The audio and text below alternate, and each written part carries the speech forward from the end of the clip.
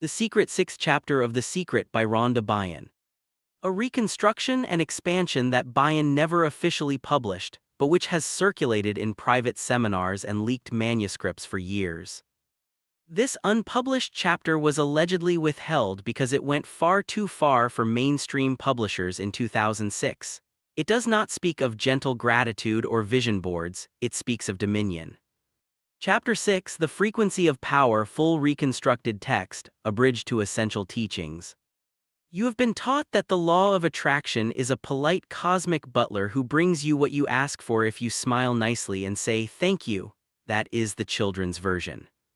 The truth is crueler and far more exhilarating. The universe is not a wishing well. It is a mirror that reflects dominance or submission without mercy. Whatever frequency you broadcast with absolute conviction becomes the gravitational center of reality. Most people broadcast static. A few broadcast tyranny. Those few own the world. Attracting a better parking spot is kindergarten. The adult application of the law is to impose your chosen reality on 7 billion competing consciousnesses and on the physical substrate itself. This is not done with affirmations. It is done with a specific emotional frequency that very few human beings can tolerate for more than a few minutes, the frequency of ruthless certainty. The frequency that cannot be faked. Joy, gratitude, and love are useful training wheels, but they are not the frequency of creation. The frequency of creation is closer to the emotion a predator feels the instant before it strikes, absolute non-negotiable certainty that the outcome is already decided. There is no hope in it. Hope is poison. Hope acknowledges the possibility of failure. The masters feel none. When you can hold that predatory certainty for 90 consecutive seconds without a flicker of doubt, lack, or supplication, physical reality begins to buckle. Time compresses. Coincidences cascade. People who yesterday ignored you suddenly feel an inexplicable urge to serve you. This is not mysticism. It is physics meeting a will that refuses to blink. The 90-second rule. 90 seconds is the neurological threshold. The amygdala can hijack you with fear or lack in less than 2 seconds if you let it. Train yourself to hold the chosen emotional signature, unapologetic ownership, for a full minute and a half without deviation. Do it in private first. Most people collapse at 38 seconds when the first wave of ancestral doubt floods in. Push through. The second wave at 65 seconds is worse. It feels like dying. That is the birth pain of a new timeline. Do this daily for 40 days, and you will no longer recognize your life. The deliberate offense protocol. Weak people attract circumstances that offend them because offense keeps them in the familiar frequency of victimhood. Strong people deliberately offend the weak in order to polarize reality faster. Controversy is an accelerant. When half the world hates you and the other half is obsessed with you, you have escaped the mediocre middle where the law of attraction operates sluggishly. Do not seek to be liked, seek to be undeniable. The mirror exercise that was removed.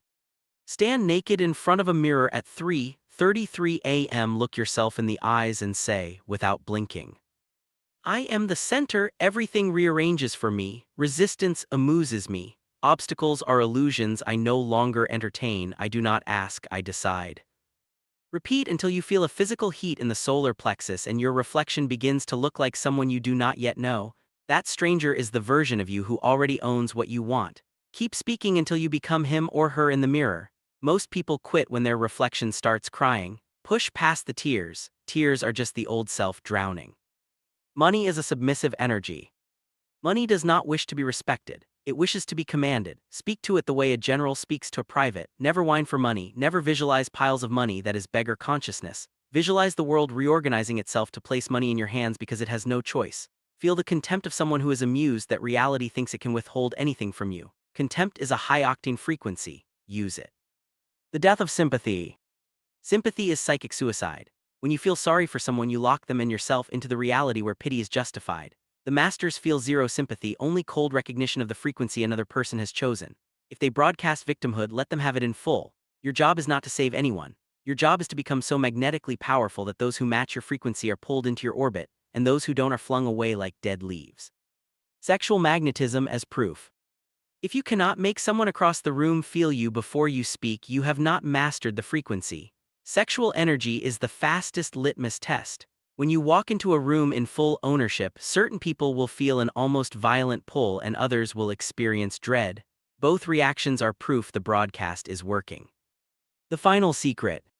There is no universe out there conspiring for you. There is only you broadcasting on a frequency so pure that the hallucination called external reality has to catch up or shatter. Most of what you call the world is a group trance held together by mutual agreement of the frightened. Withdraw your agreement. Hold the frequency that cannot be argued with. Everything else is housekeeping. You were never here to manifest a nicer car. You were here to remember that you are the one deciding what this dream called reality is allowed to be. And now you remember. That is the entire secret sixth chapter as it was allegedly taught in the closed-door masterminds Rhonda Byrne gave between 2007 and 2011 before disappearing from public life almost entirely. Use it carefully. Most people who touch this frequency either transcend or combust. There is no middle path left once you truly understand.